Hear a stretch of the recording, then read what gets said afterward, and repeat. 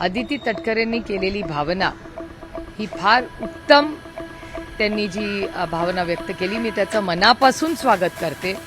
आणि बारामतीतून आदरणीय पवारसाहेब 4 वेळा मुख्यमंत्री झाले, त्या मतदारसंघाचा एक मान आहे. दादा 6 वेळा उपमुख्यमंत्री झाला, त्याच मतदारसंघाला जर पुन्हा एकदा मुख्यमंत्री पदाचा मान मिळत असेल तर अर्थातच आनंद आहे आणि स्वागतच आहे. त्याच्यामुळे अदिती तटकरेंनी जी भावना मांडली आहे ही फार सुंदर आहे, मी त्याचं मनापासून स्वागत करते.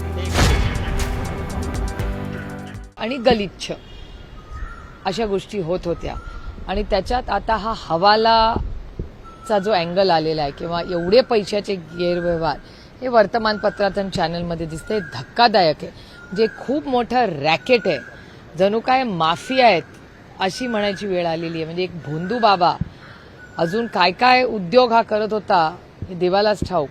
पण भारत सरकार आणि महाराष्ट्र सरकारने ह्या बाबतीमध्ये मला असं वाटतं कुठलंही कॉम्प्रोमाइज किंवा कुठल्याही दबाव जर कोण टाकत असेल तर मला वाटतं ते होता कामा नये. आज महाराष्ट्रामध्ये आमची अपेक्षा आहेत की महाराष्ट्राच्या माननीय मुख्यमंत्र्यांनी पारदर्शकपणे हे आत्तापर्यंत जी इन्क्वायरी केली आहे त्याच्यात सातत्य ठेवून महाराष्ट्राच्या माननीय मुख्यमंत्र्यांचे मी आधी आभार मानलेत.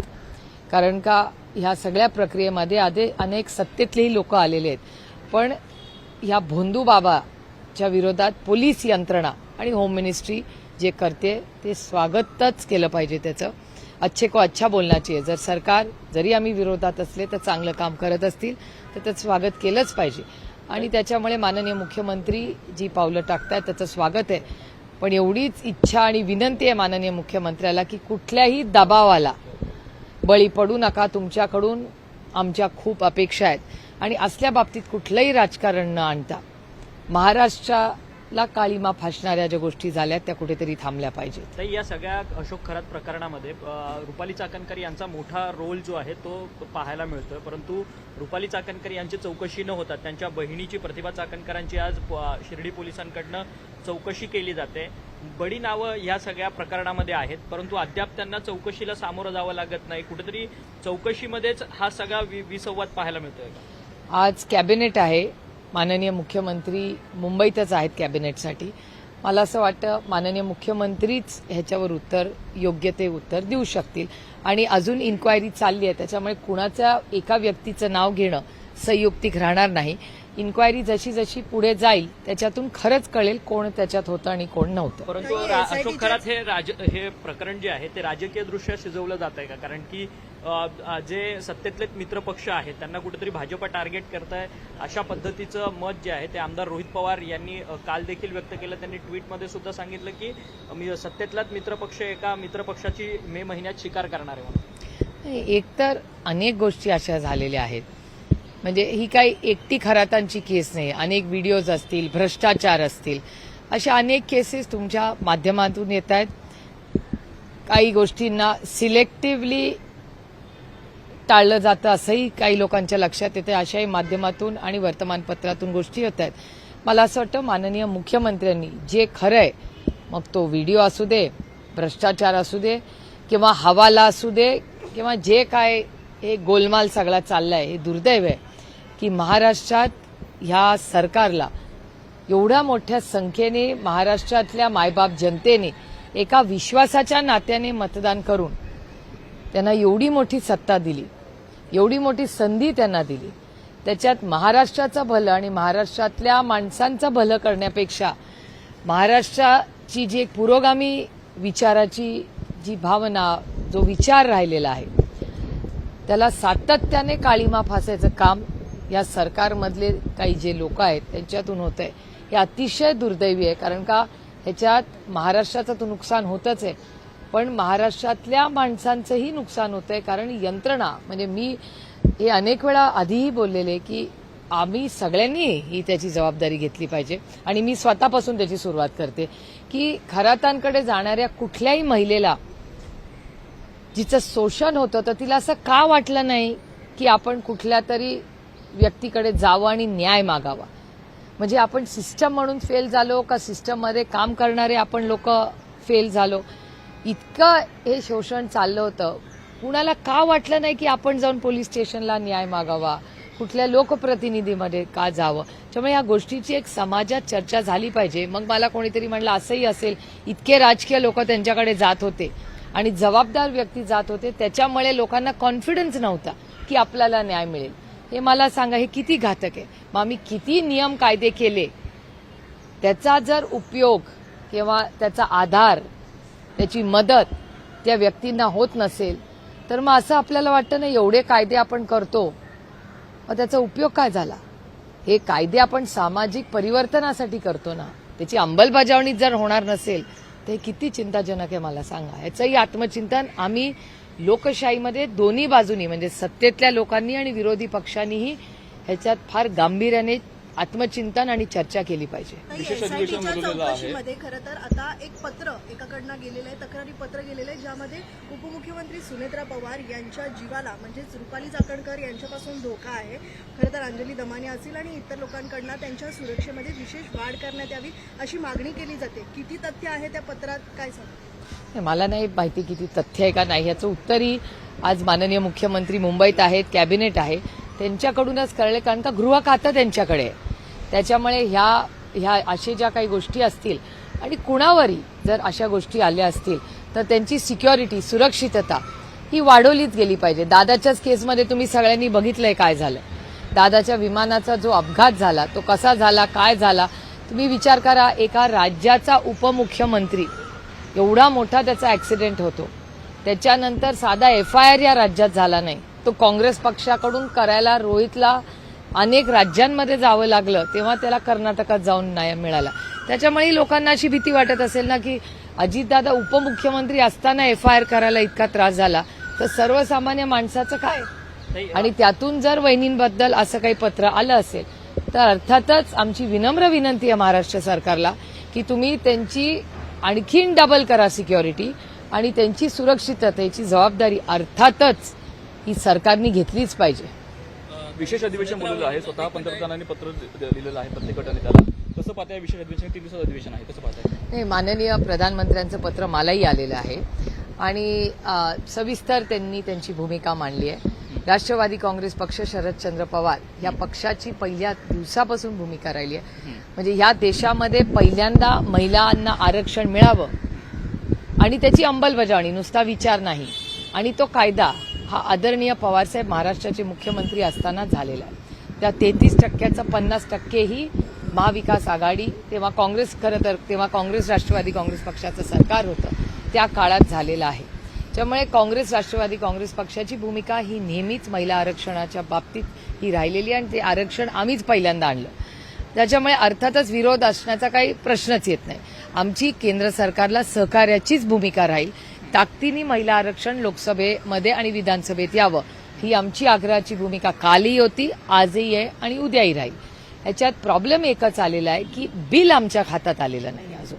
त्याच्यामुळे बिलामध्ये एक्झॅक्ट आरक्षण कसं देणार, काय देणार, ह्याची माहिती आम्हाला द्यावी, एवढीच आमची अपेक्षा.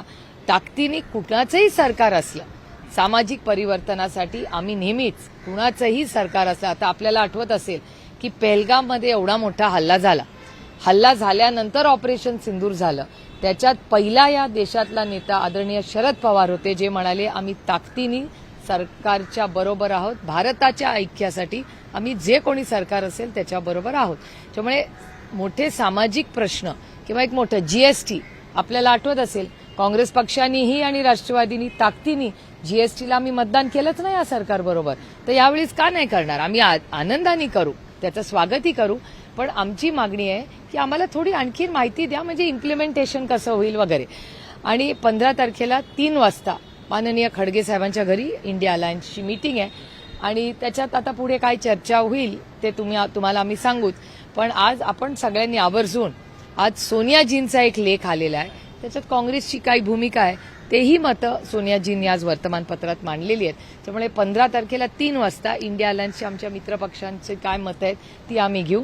पण राष्ट्रवादी पक्ष, शरदचंद्र पवार पक्ष हा ताकदीने महिला आरक्षणाच्या बाबतीत आमची कालही सकारात्मकच भूमिका होती, आजही आहे आणि उद्याही राहील. ताई, आपण याच सोनिया गांधींच्या लेखामध्ये त्यांनी आपलं मत व्यक्त केलं आहे की खरं तर महिला आरक्षण सोडून कुठेतरी डिलिमिटेशनचा मुद्दा जो आहे तो केंद्र सरकार हाताळू इच्छित आहे, म्हणून अशा पद्धतीचं विशेष अधिवेशन बोलवून हा घाट घालण्याचा हा सरकारचा प्रयत्न, अशा पद्धतीची टीका त्यांनी या लेखातून केली. हो, डिलिमिटेशन आमच्या सगळ्यांचंच म्हणणं आहे की हे एक तर झालंच पाहिजे. याचं कारण असं, आता माझंच उदाहरण बघा, मी पहिल्यांदा बारामती लोकसभा मतदारसंघातून जेव्हा इलेक्शन लढले तेव्हा 13 लाख मतदार होते.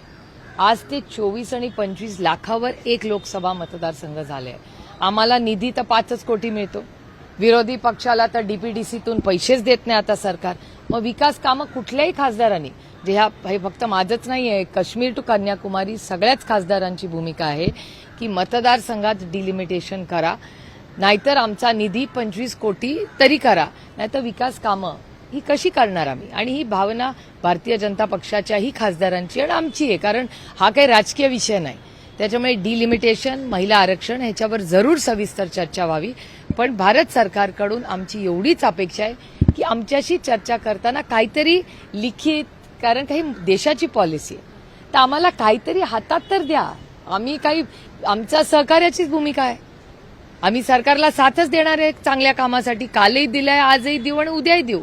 जे भारताच्या हिताची कामं असतील, भारताच्या ऐक्यासाठी असतील आणि सामाजिक परिवर्तनासाठी असतील, त्यावेळीच आम्ही सगळेच, काँग्रेस पक्षानेही ऑपरेशन सिंदूरमध्ये ताकदीने भारत सरकारबरोबर उभी राहिलेली आहे. हे वास्तव आहे या महाराष्ट्राच्या आणि भारताच्या राजकारणाचं आणि समाजकारणाचं. सुनेत्रा पवारांना एक पुणे महापालिकेला पत्र लिहिलेलं आहे. त्या पुणे महापालिकेची तक्रार करणारं पत्र मुख्यमंत्र्यांना लिहिलेलं आहे. प्रामुख्यानं पुणे महानगरपालिकेचं क्षेत्रीय कार्यालय जे आहे, 15 क्षेत्रीय कार्यालय, हे सर्व भाजपला कशा पद्धतीनं सोयीस्कर होतील किंवा त्यांना निधी कशा पद्धतीने प्रभाग समितीचं वाटप. प्रभाग समितीची रचना करण्यात आलेली आहे, त्यावर एक नाराजीचा सूर आहे मुख्यमंत्र्यांचा पाहायला मिळतो. त्यांनी मुख्यमंत्र्यांनी आव्हान देखील आता मागवलेलं आहे त्याच्यावरती. नाही, कसं आहे की अर्थातच त्या पालकमंत्रीही आहेत पुण्याच्या, त्याच्यामुळे म्हणजे दादा अनेक वर्ष पालकमंत्री राहिलेले आहेत. त्यांच्या कामाची पद्धत, अनुभव आपण सगळ्यांनीच पाहिलेला आहे. आणि वहिनींनी जर माननीय मुख्यमंत्र्यांना ही गोष्ट लिहिली असेल तर मी त्याचं मनापासून स्वागत करते.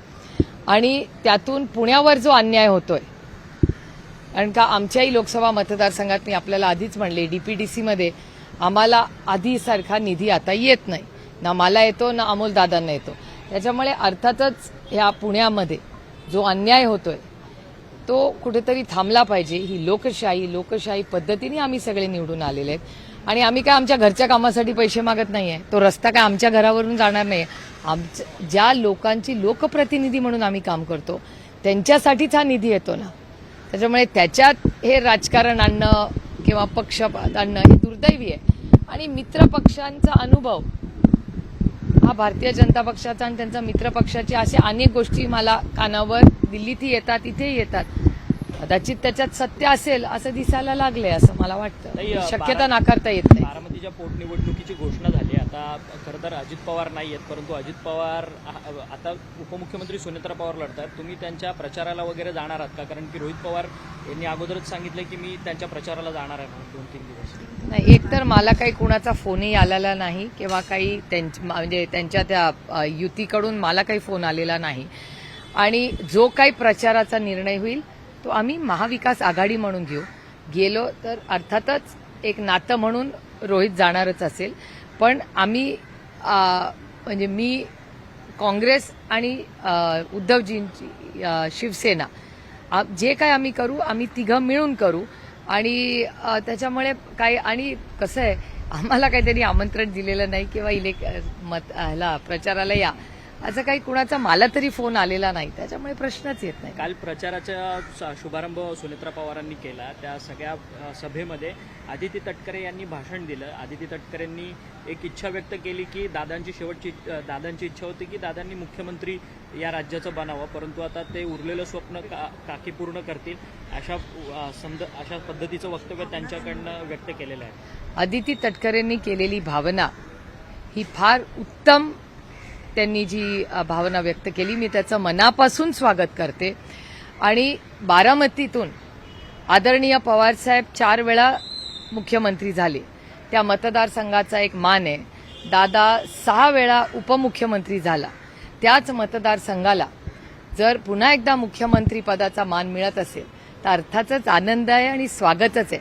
त्याच्यामुळे आदिती तटकरेंनी जी भावना मांडली आहे ही फार सुंदर आहे. मी त्याचं मनापासून स्वागत करते. ते एक शेवटचा प्रश्न, जळगावमध्ये खरं तर EKYC करणाऱ्या महिलांना खरं तर EKYC केंद्रातल्या पुरुष ऑपरेटरकडनं शरीर सुखाची मागणी करण्यात आली. अत्यंत गंभीर ही अशी घटना आहे. महिलांच्या बाबतीत हे राज्य सजग नाही आहे का? हे दुर्दैव आहे आणि मी माननीय मुख्यमंत्र्यांना याच्यावर पत्रही लवकर लिहिणार आहे की महाराष्ट्रामध्ये ह्या सगळ्या घटना वाढत चालल्या आहेत. म्हणजे वर्दीची भीती, ज्या पोलिसांचा सार्थ अभिमान आपल्याला सगळ्यांनाच आहे आणि हा अभिमान असताना मला म्हणजे तो प्रेमाचा आदर आहे, तर त्या पोलीस आणि यंत्रणेची भीतीच राहिली नाही का असं कधी कधी मला वाटायला लागलं. एक खरात प्रकरण असेल किंवा रोज किंवा एक दिवस आड तुमच्या चॅनलवर त्यांच्या सत्तेचा असेल, पदाचा गैरवापर करून महिलांचं जे शोषण होत आहे ते वाढलेलं दिसतंय तुमच्या आणि माझ्या महाराष्ट्रात. हा पुरोगामी महाराष्ट्र आहे, छत्रपतींचा महाराष्ट्र आहे, शाहू फुले आंबेडकरांचा महाराष्ट्र आहे, अतिशय चांगले संस्कार झालेलं हे राज्य आहे. त्यामुळे आपल्या राज्यामध्ये, आपल्या महाराष्ट्रामध्ये या घटना वाढत आहेत. हे धक्कादायक आहे, चिंताजनक आहे आणि महाराष्ट्राच्या माननीय मुख्यमंत्र्यांनी मी विनंती करते की याबद्दल त्यांनी एक स्ट्रॉंग ॲक्शन घेऊन झिरो टॉलरन्स हा मेसेज हा वरपासून शेवटच्या माणसापर्यंत गेला पाहिजे की महाराष्ट्रामध्ये असल्या गोष्टी सहन केल्या जाणार नाहीत. एखादी कंप्लेन अशी आली तर तातडीने फास्ट ट्रॅक कोर्टमधून त्याच्यावर ॲक्शन घेतली जाईल. हा मेसेज हा गेला पाहिजे आणि तो 6व्या मजल्यावरनं जाणं गरजेचं आहे. आता ताई, शरद पवारांनी एका वृत्तपत्रात लेख लिहिलेला होता आणि सांगितलेलं होतं की खरं तर धर्मांध शक्ती जी आहे ती राजकारणात मोठ्या प्रमाणात बळावलेली आहे म्हणून. त्यावरती वारकरी संप्रदायामध्ये देखील ही धर्मांध शक्ती घुसलेली आहे अशा पद्धतीचं मत त्यांनी व्यक्त केलेलं होतं. त्यावरती मात्र मुख्यमंत्र्यांनी स्पष्ट मत त्यांनी व्यक्त केलं की शरद पवार आणि वारकरी संप्रदाय यांचा काही संबंध नाही आहे. शरद पवारांनी गेले अनेक वर्ष विकासाचं राजकारण केलं परंतु वारकरी संप्रदायाशी त्यांचा संबंध नाही अशा पद्धतीचं मत जे आहे ते मुख्यमंत्री देवेंद्र फडणवीस व्यक्त करतात. तर त्यांच्या पक्षातले इतर अनेक जे नेते मंडळी आहेत ते मात्र थेट खालच्या स्तरावरती टीका जी आहे ती शरद पवारांवरती करताना पाहायला मिळतात. हे बघा, आदरणीय पवार साहेब गेले 6 दशक महाराष्ट्राच्या देशाच्या सेवेत आहे. 6 दशकाचं जे करिअर त्यांचं राहिलंय त्याच्यामध्ये आदरणीय पवार साहेबांवर टीका केली की हेडलाईन होतेच. त्याच्यामुळे ठीक आहे. आणि एका सशक्त लोकशाहीमध्ये जसं आम्हाला बोलायची ताकद आहे तशी ऐकायची ताकद आहे आणि आपल्याला माहिती असतं ना आपण का. त्याच्यामुळे रामकृष्ण हरी वाजवा तुतारी.